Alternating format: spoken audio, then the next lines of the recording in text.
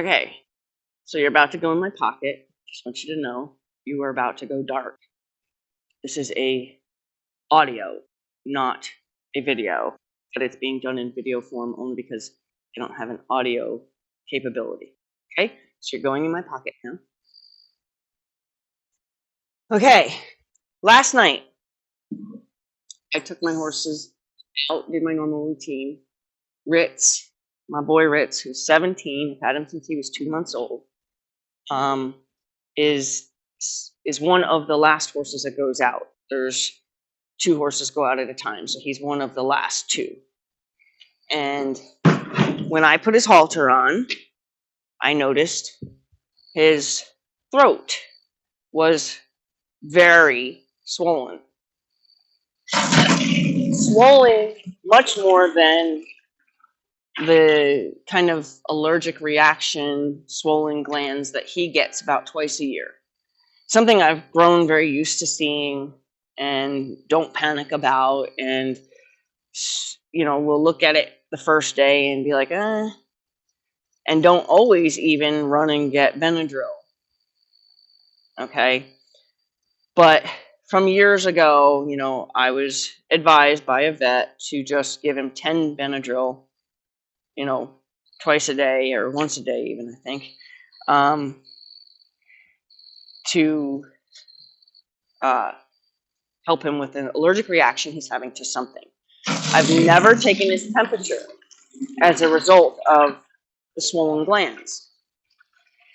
For some reason, this was more extreme, a more prominent swollen with absence of detail in the throat latch on the left side, and swollen like what I would normally see on the right side.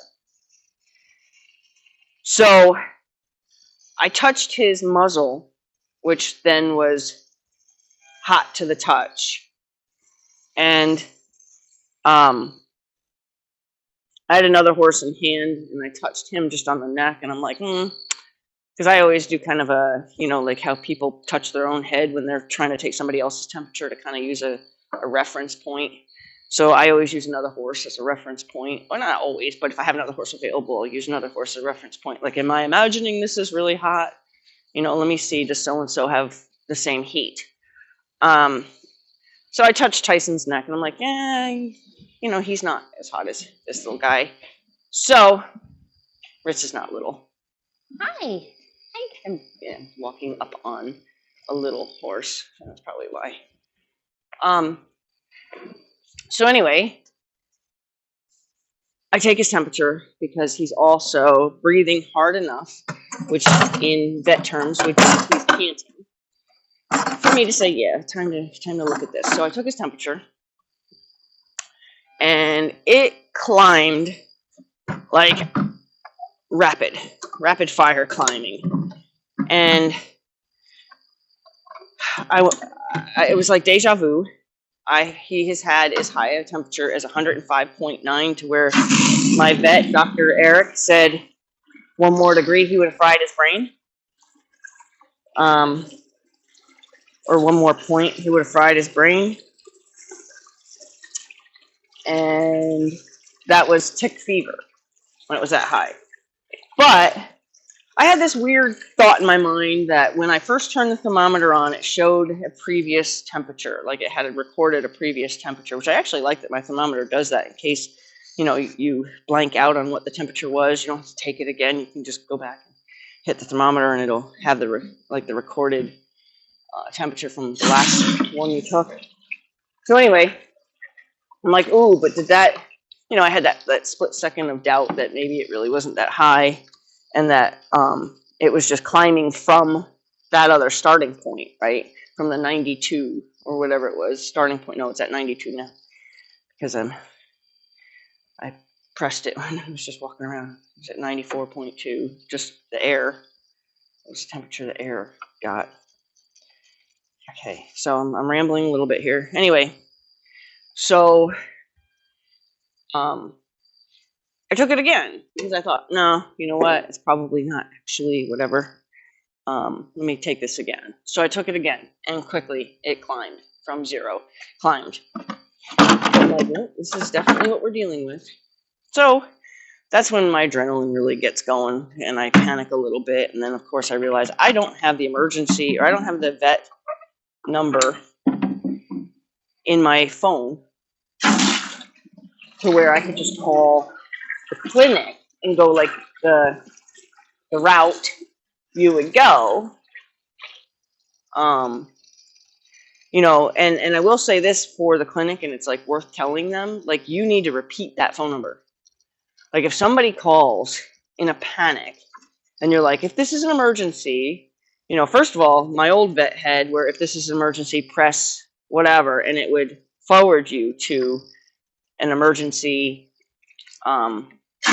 recording, and then you could leave your detailed message there, and then it would ping whatever vet's on call, and they call you right back. So that's a better system than what they have here. So they have it as a recording, and you call, and it says if it's an emergency, dial this number. Well, when you finally call your vet, like if you're in a panic and you're calling your vet, the last thing you're doing is standing there with a pen and paper. Okay? So when they start rambling off a phone number, that's when you scramble for a pen and paper.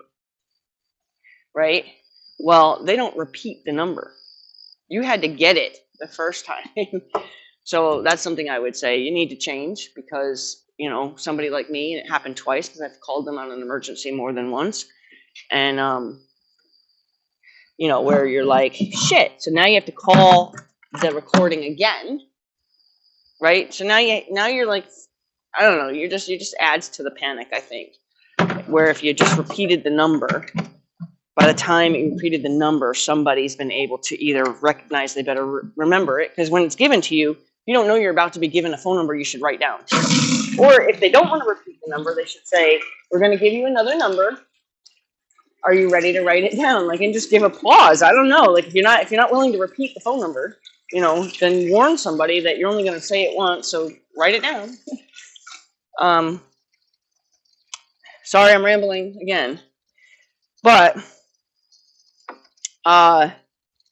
so I had two different vets from that clinic's, like not personal phone numbers, but like their phone number directly. Well, you don't know which one's on call, or if there's another one that would be on call. So you're not going to call them directly. I want to go through the office, even though I know I'm going to be going through an answering machine. So again, I panicked because I wasn't ready to write down the number, and I had to call back. And so now I write down the number, and when I call it, it goes directly to the one vet. And I tell her, who I am, where I'm located, and what's going on. Now, severely swollen neck in the throat latch. Nothing about that description is inaccurate. 104.6 temperature.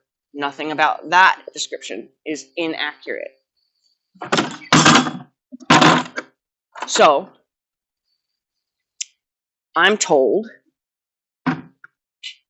well, this is not good, or oh man, or oh boy, or something. Something like that was the actual response. And then I'm told that she's on a colic call right now. So she's working on a colic, and that she'll call me back when she's done working on that colic to discuss my horse. And it was said that way, to discuss my horse. I'm like, okay, yeah, please call me back. Which I totally get. Like, if she was at my place on an emergency and she took the emergency line, which she should, and it didn't sound like it was a talking somebody off the ledge kind of thing, can I call you back when I'm done here?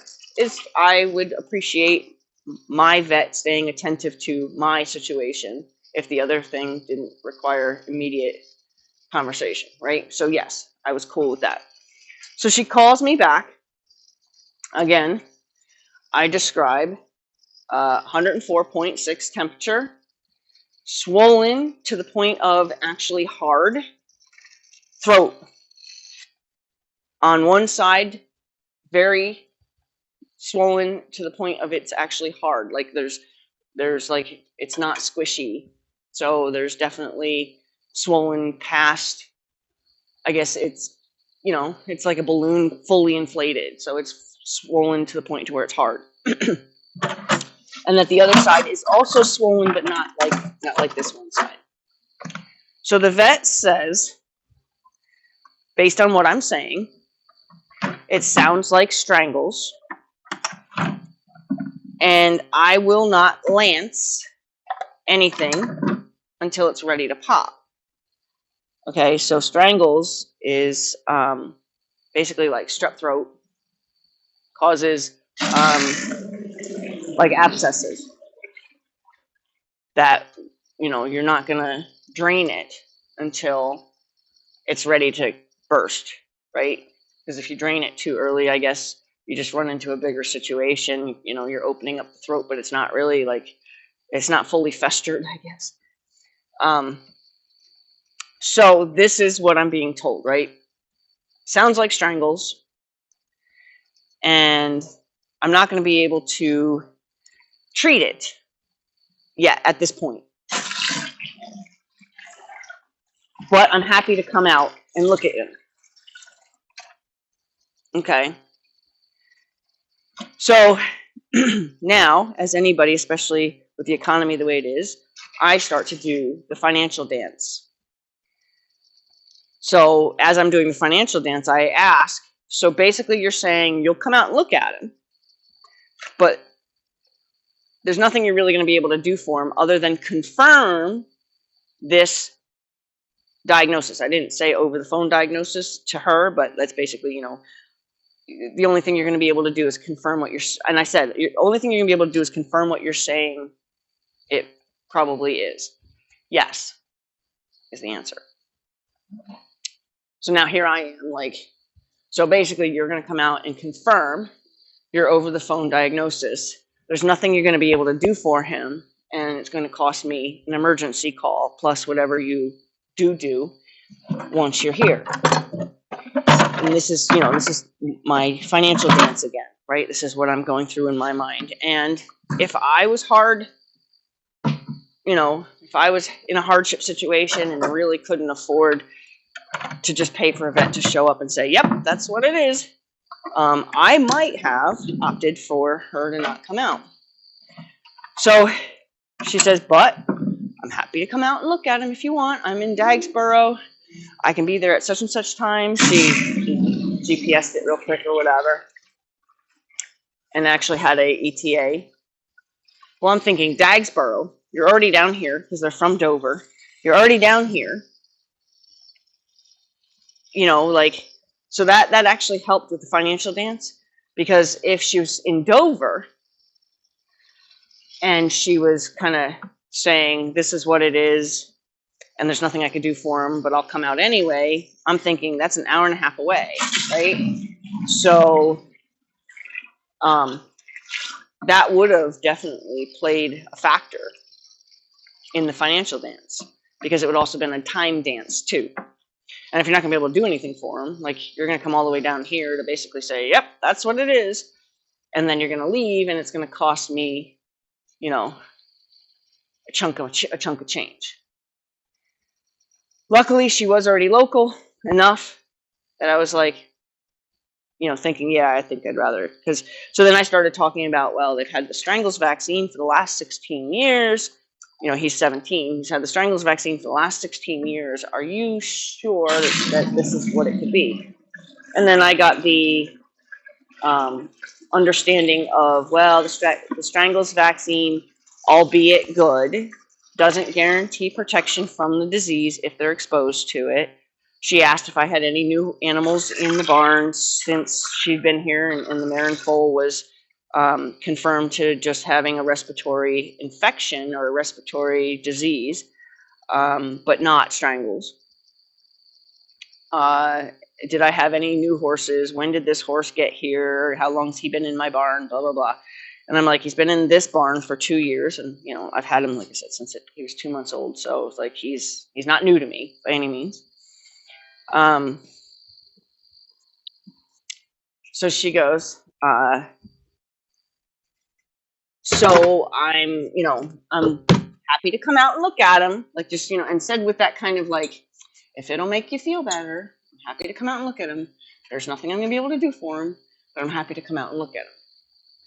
And again, my mind is, so you're just going to come out and confirm what you're telling me he has, and there's nothing we can do to make it better today.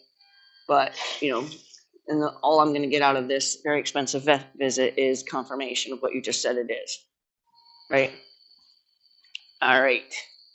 So, I have this long, pause because, again, doing the financial dance.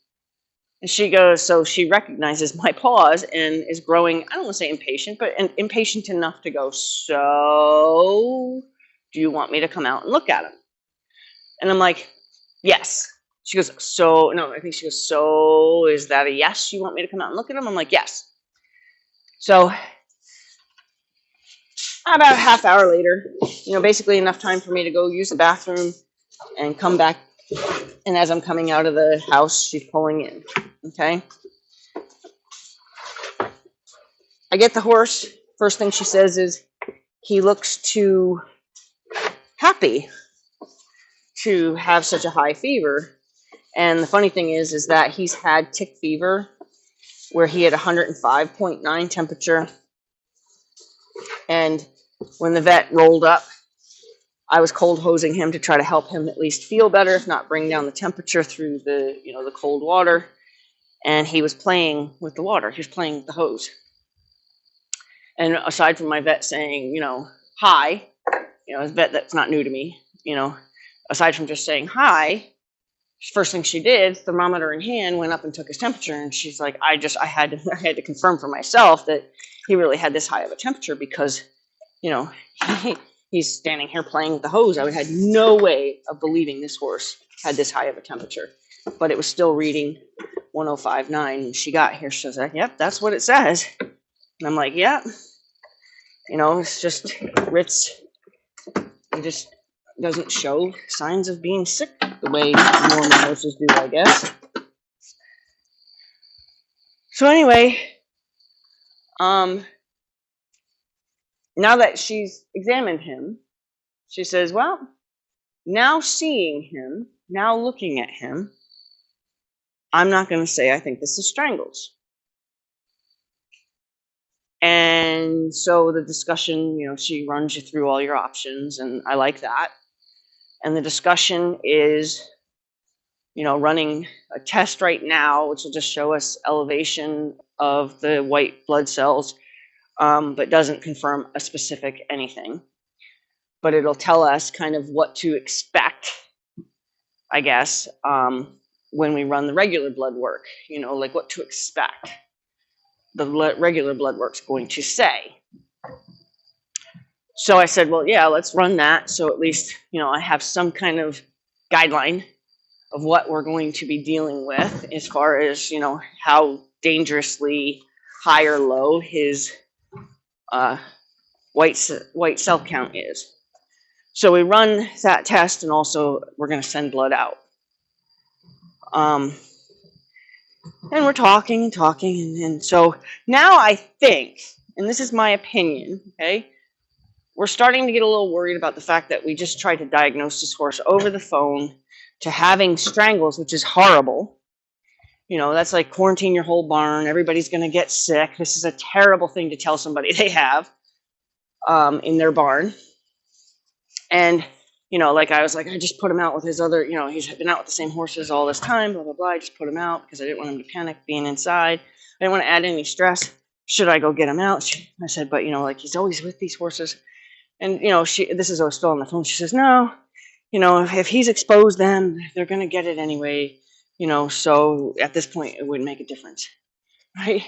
So, it's already, confirmed for me, you have a hot mess on your hands.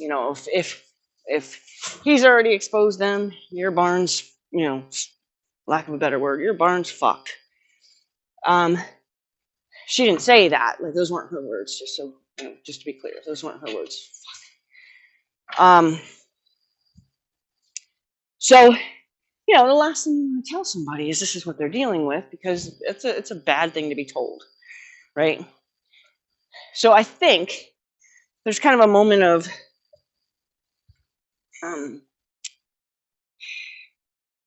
self-preservation in the sense that I told this person has strangles now that I've seen the horse, even though there's nothing different anybody would have described.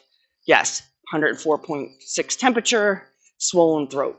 There's nothing I would have said differently, but so she started to say, well, based on what you described, that's what I, believed it was, based on what you described, based on how you described it. Like, I wouldn't describe it any differently right now to your face. I wouldn't describe this any differently. You know what I mean? Like, but it was like trying to kind of defend the position of, I tried to diagnose your horse with this bad news thing just over the phone, whether it was because I was tired and I just didn't want to go out, or I really did think that's what it was, or whatever. You know what I'm saying? So, and I know that she was doing that kind of like in damage control. That's the word I'm trying to think of. Like, kind of in a damage control situation. Like, shit, I tried to diagnose this horse over the phone. I really wasn't even looking to come out and see the horse. And now I'm saying I don't even think that's what he has. It was like kind of a damage control conversation. And the reason I'm going to go with that is because it was not the first, it wasn't just one time of that. She said it 3 times, like kind of like in my defense. The way you described it, that's what I would have concluded it was. Like, well, again, nothing I would have said differently.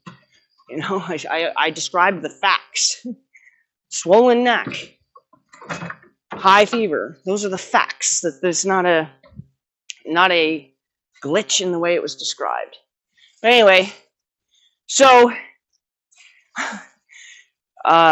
we run the test, whatever, and the one test does not even show as high as we would be worried about. It was, I think normal was supposed to be like 25, or good as 0, but like so it was elevated but not crazy.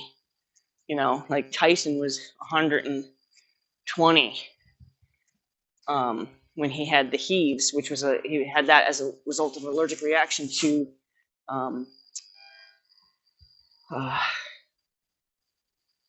alfalfa, and his numbers came up 120. So we were concerned about him not just having the heaves, but there was something else going on. So Ritz was not even near that. So I'm grateful that I did that test, so that way, when I hear from them on Saturday, I'm not expecting to get this really terrible news, like, oh my God, his white count is terrible. So, we started talking about tick fever, and that he had tick fever once before, which I don't think they call it. I mean, they call it by the technical term down here, but up north they call it tick fever. Just helps people, put a name to a tick-borne thing that's different than Lyme. So anyway, and then I described, like what vaccination they gave him or what injection they gave him to help, and I told her, it was like a big blue or purple shot, very thick serum, and took a long time to give it to him because of how thick it was and blah blah blah. But next morning he was fine. So it's almost like I was kind of hoping, if this is what we're leaning towards, do you have that shot on your truck, because I know it's a one and done. So it was not offered. But anyway, so that's not what we ended up doing. But so here's my thing. Had I done the financial dance, had I kind of if I had fed off the vibe of, I'm out on one emergency, I'm not really looking to go on another one, it's nothing I can do for him tonight anyway, are you sure you want me to come out? And then again, in her defense, she did keep saying, I'm happy to come out, with kind of a, but I'm not really going to be able to help your horse tonight, but I'm happy to come out, but kind of approach. If I had fallen susceptible to that being a way to discourage me from having her come out, I would not have had my horse on antibiotics as of last night. My horse's fever would probably, although it was coming down from the Banamine I gave him. You all right, girl? Bring your butt. Okay. She's very off balance, and she came in the stall from outside, wobbly, but it turned out she came in up nurse. I wouldn't, you know what I mean? Like, I wouldn't be treating this. So, and before she left, she said, you know, it looks to me like you caught their, whatever the technical term for tick fever, just really early.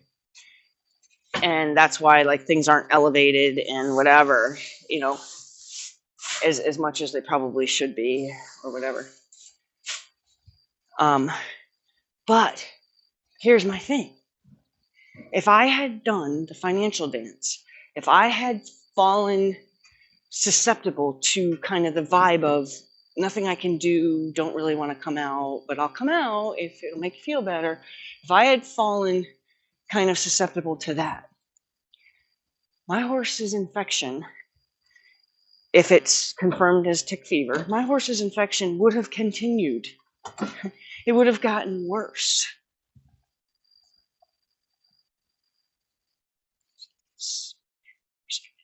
It would have gotten worse.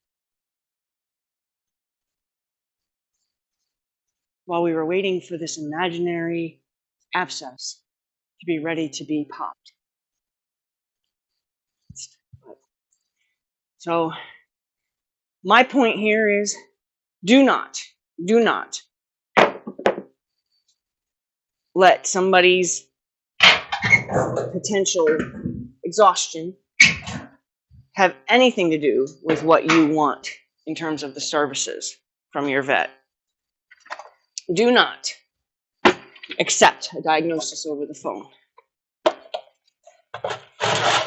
And do not allow money to be why you don't give yourself peace of mind and possibly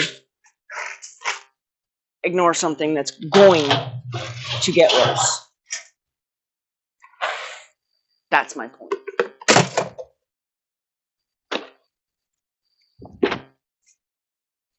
And if financially you would do the financial dance